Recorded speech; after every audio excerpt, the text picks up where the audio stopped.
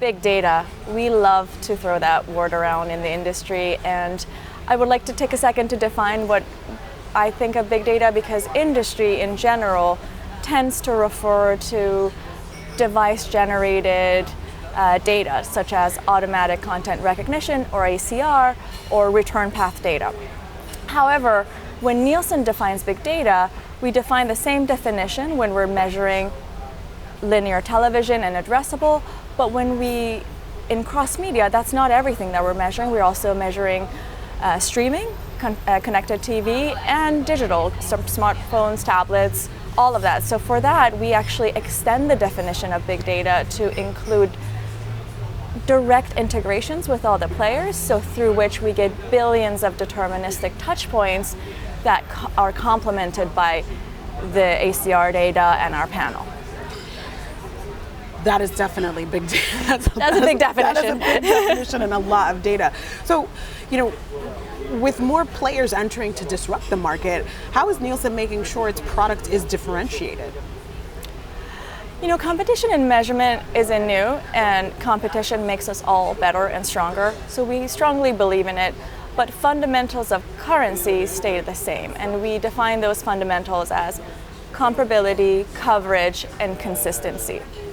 And the way we found ourselves differentiated is within those pillars. When it comes to coverage, our coverage is unmatched in the industry.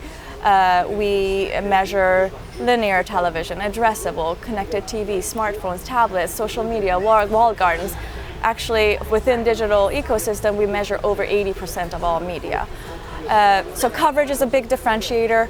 People, we measure people, and that's very important because some of the big data sets that we mentioned before, if you don't validate that with actual consumer viewing behavior, you can have inflated numbers and not represent all people. So we make sure through big data and panel and an identity system, we measure every single person, and we are representative. So we got coverage, we got people, and our solution is currency grade. We're the only player that is seeking MRC accreditation and third-party audit for all of our measurement, and that is different than just a measurement system that's out there. This is currency grade quality measurement. And finally, interoperability. We need to make sure that when you have a currency in the industry, you need to make sure that everyone can transact on it. It's not just a PowerPoint deliverable. We need to be able to actually transact on the data produced by this. Interoperability is a key word, and I actually have not heard that. I've heard lots of other words, disruption, currency measurement, but the interoperability is key, especially as you try to measure across different devices, the different ways that buyers want to buy.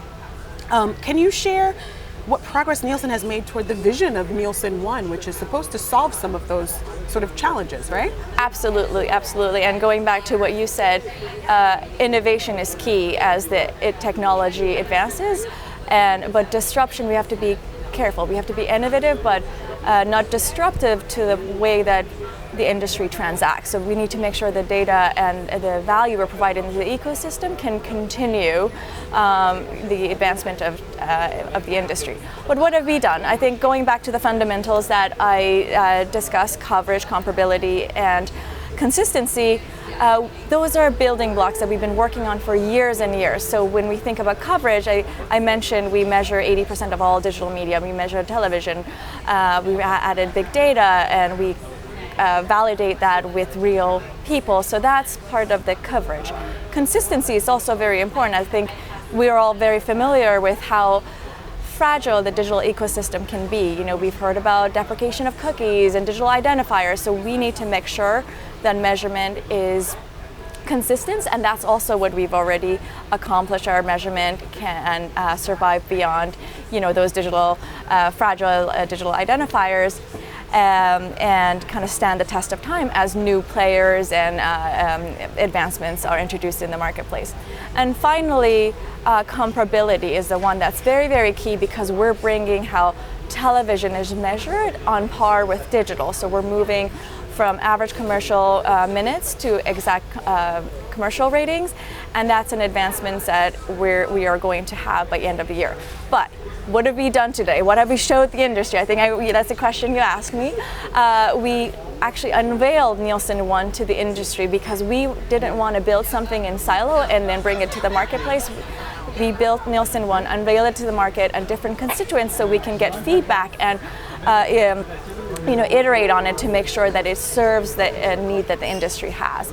And then last week, exciting news, we also introduced a second phase of Nielsen One, which is